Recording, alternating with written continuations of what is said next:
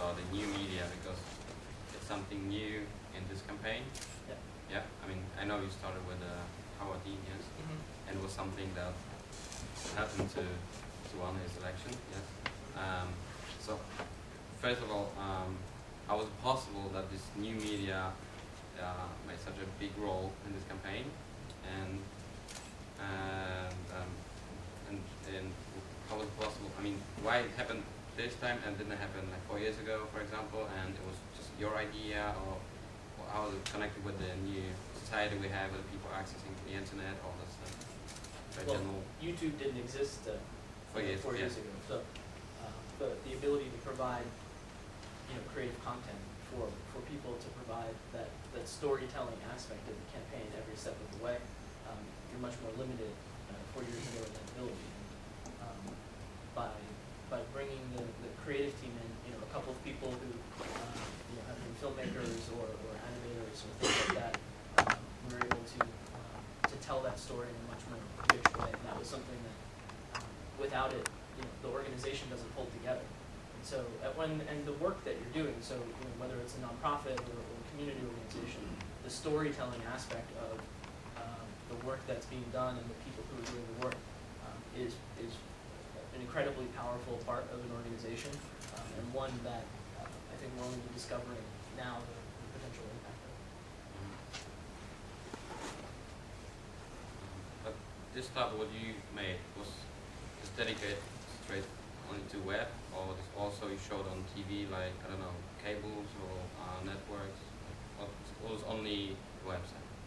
Yeah, most of the TV ads included footage from my team. So my team was a small number of people with cameras. We followed around Obama all the time, but also did projects from headquarters. And so the footage wound up being in the TV ads, and there were some pieces that wound up on television, but mostly we were focused on creating for this sort of unlimited channel of the web, because you can make something and then email it to 10 million people or 5 million people or however many people you have on your email list. And that's a much more targeted communication than sort of paying for television and things to be aired. It's also a different audience. People watching TV, maybe undecided voter, maybe something like that. Whereas we're trying to focus on telling the story of the campaign to our supporters. I wanted to ask, did you find it difficult to convince this conservative political types of people to use this new media, to try something new? And how did you make it happen that this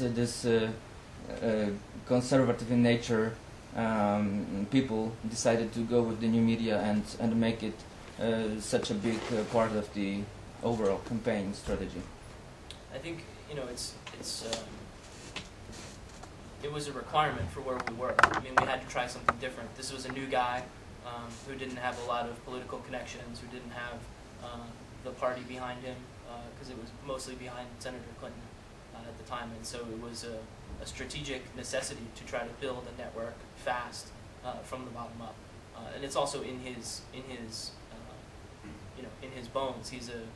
He started his career as a community organizer, which is at its base about bringing people together around the table to realize their common power and potential to do something locally and make change. And so that was something that we started with, and every bit, the first video that you saw, even when we're not saying it, it's in between the lines of the content, whether it's written or video content, was this ethos of sort of bottom-up politics.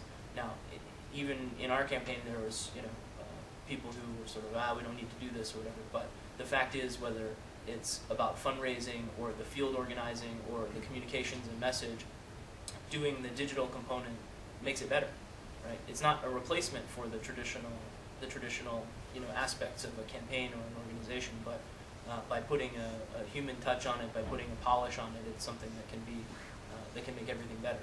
It also helps if you raise a bunch of money. So, like, we used our fundraising success to justify the less quantifiable things. So we created some space by driving numbers on the things that you can measure, but that gave us the space to produce content that helped tell the story of driving the numbers. Yes, please. I have a question about, I mean, it's obvious that every person who candidates for the president of the world might be a popular person, right? but what you created in this campaign, I think, is the brand out of Obama.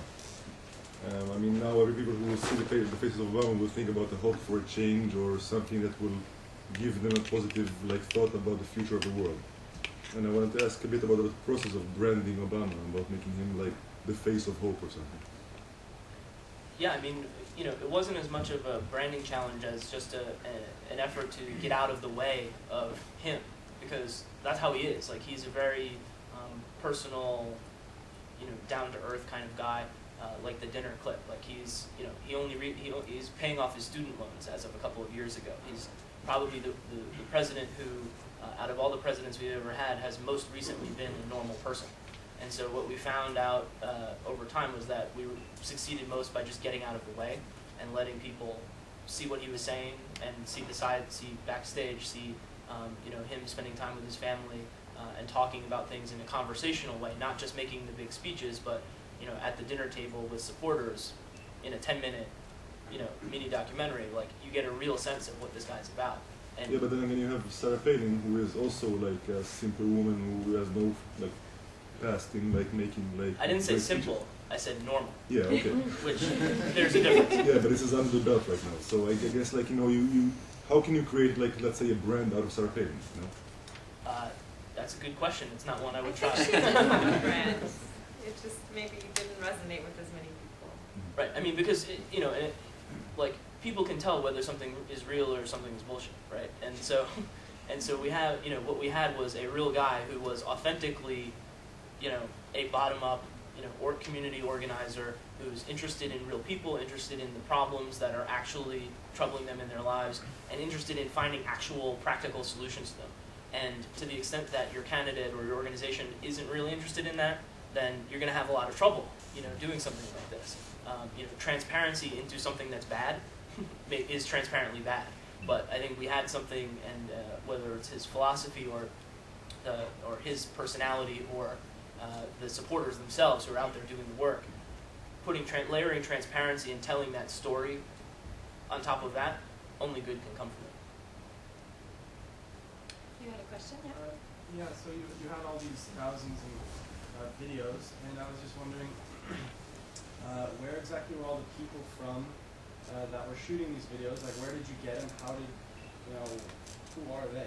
Because that's a lot of film that must be shot and lots of just technical, approach, just editing and doing all that stuff. So where did you get these guys? Yeah, I mean, they're folks like you guys. I mean, folks who came just out of film school, folks who had made one or two small documentaries themselves, folks who had, been trying to make their way in Hollywood or in New York, who decided that they were just going to take a break from all of that and use their skills to help do this. And what we found over the course of the campaign, we didn't have the staff to send all the time, so it was just a couple of people with cameras, but everybody was needed to be a sort of one-man band.